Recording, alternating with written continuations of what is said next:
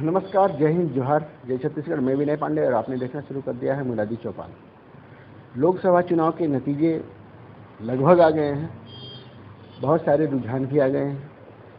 अभी तक का जो आंकड़ा है, एनडीए 288, इंडिया गठबंधन 241 और अन्य को भी सीटें इसमें मिली है। एनडीए स्पष्ट बहुमत की ओर है, 288 सीट मतलब कंफर्टेबल है मेजॉरिटी में। लेकिन इस मेजॉरिटी के जो मिली है इनको, उसमें दो लोगों की बहुत ही महत्वपूर्ण भूमिका है। एक टीडीपी के चंद्राबाबू नायडू, तेलुगु देशम पार्टी के, और दूसरे नीतीश कुमार। इन दोनों को लेकर कयासों का दौर शुरू हो गया है। इन दोनों का इतिहास पलटने का रहा है।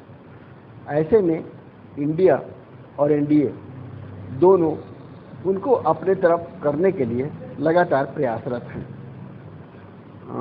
इंडिया गठबंधन की तरफ से जो कहा जा रहा है, सूत्रों के अनुसार उन्हें उप प्रधानमंत्री बनने का ऑफर भी किया गया है नीतीश कुमार को। और अभी जयराम रमेश ने कुछ देर पहले एक लेटर इशू किया है, जिसमें उन्होंने कहा है कि हम आंध्र प्रदेश को स्पेशल वो देंगे, विशेष सुविधाएं वाले एक स्पेशल कैटेगरी का स्टेट हम अनाउंस करेंगे, ऐसा उन्होंने कहा है।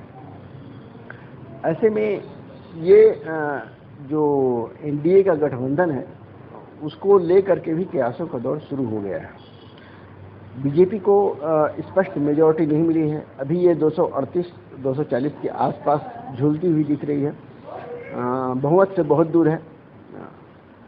नरेंद्र मोदी के बारे में कहा जा रहा है कि उन्होंने जो शासन किया है अब तक, उसमें उन्होंने कंफर्ट मेजॉरिटी के साथ शासन किया है, चाहे वो मुख्यमंत्री रहे हो, चाहे वो प्रधानमंत्री रहे हो। ऐसे में उनके लिए ये मुश्किल हो सकता है कि वो इस तरह से जो आधी अधूरी मेजॉरिटी में या गठबंधन के साथ वो आगे सरकार चलाते हैं, जिस कंफर्ट के साथ वो पिछले दो सरकारों को चलाए, उसको आने वाले दिनों में असुविधा हो सकती है। और ये सोशल मीडिया में ये बातें भी कर रहे हैं कि नरेंद्र मोदी को जितना हाइट मिलना था, जितना हाइट तक वो चले गए हैं, ऐसे में उनको चाहिए कि अब वो रिस्पेक्टफुली एग्जिट कर जाएं, प्रधानमंत्री ना बने, तो वो उनका मान सम्मान भी बरकरार है। हालांकि उनके जो दूसरे लोग हैं वो उनसे भी कई लोग इत्तेफाक नहीं रखते हैं, जो उनके सो कॉल्ड उत्तराधिकारी होंगे। लेकिन फिर भी कई लोगों का सोशल मीडिया में मानना है कि अब उनको रिस्पेक्टफुली एग्जिट कर जाना चाहिए पॉलिटिक्स से। पॉलिटिक्स ना सही, लेकिन एक जो सम्मानजनक तरीके से जो निकलना होता है, वो उनके लिए कंफर्टेबल होगा। तो कयासों का दौर जारी है और बहुत सारी चीज़ें चल रही हैं अंदर खाने में। राजनीतिक उठापटक जो पिछले 10 सालों से कहीं नहीं हो रही थी, अब अचानक उठापटक का दौर शुरू हो गया है। जोड़ तोड़, लेन देन, इन सब चीज़ों की भी बात शुरू हो गई है। इसमें सबसे बड़ा फैक्टर उत्तर प्रदेश रहा है, और उत्तर प्रदेश के अलावा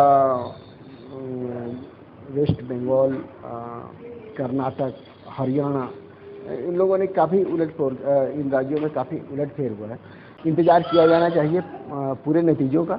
इसके बाद क्या होता है, राजनीतिक दलों की गतिविधियां किस तरह से सामने आती हैं, क्या किनके द्वारा क्या निर्णय लिया जाता है, और सबसे बड़ी बात टीडीपी और नीतीश कुमार वो क्या स्टेप लेते हैं। देखते रहिए मुनादी चौपाल, पढ़ते रहिए munadi.com, the voice of voice.